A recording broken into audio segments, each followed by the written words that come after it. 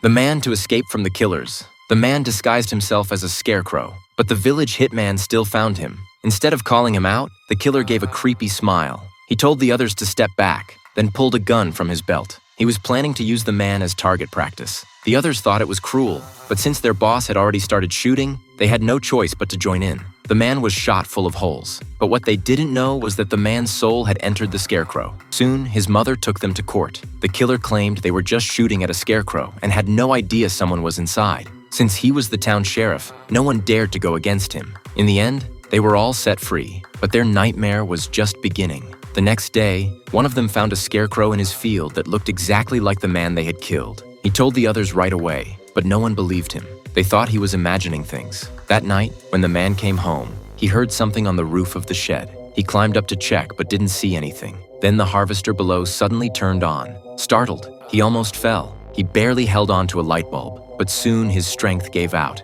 He fell into the machine and was shredded to pieces. The next morning, the sheriff heard about the death from his father. He thought the killer was the man's mother. The truth was, the man they killed was mentally challenged. Though he looked over 30, his mind was like that of a 5-year-old. Everyone in the village looked down on him, and the sheriff, despite his job, was a real creep. Meanwhile, the other 2 men also heard about the death. They were sure the mother was behind it. To make sure she wouldn't come after them, the sheriff broke into her house at night. He opened the gas valve, and once the place was filled with gas, the fireplace lit a huge explosion. The next day, police arrived. They saw the gas was still on, so they ruled it an accident. That night, one of the men saw the pigs in the pen acting strange. They looked scared. Before he could react, he heard someone cough behind him. He saw a shadow pass through the house. Terrified, he ran into the grain barn to hide. He waited until everything went quiet. Then he worked up the courage to leave, but he found the door locked. The grain system turned on, pouring tons of corn inside. Soon,